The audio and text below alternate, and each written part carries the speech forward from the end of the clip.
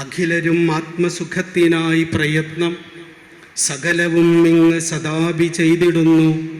ജഗതിയിൽ ഈ മതം ഏകമെന്ന് ചിന്തിച്ച് അഘമണയാതെ അകതാരമർത്തിടേണം. വേദമെന്ന വാക്കിന് അർത്ഥമായിട്ട് നിരുക്തം ഉപയോഗിച്ച് പണ്ട് പറയാറുണ്ട്, വേദനയിൽ നിന്നാണ് വേദം എന്ന വാക്കുണ്ടായത്.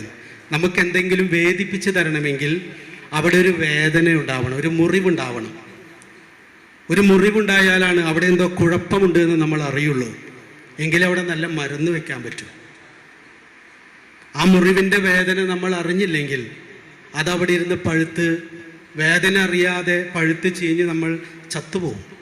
അതുകൊണ്ട് വേദന അറിയുന്നത്, വേദിപ്പിച്ച് തരുന്നത് ആവണം നമ്മുടെ വേദം.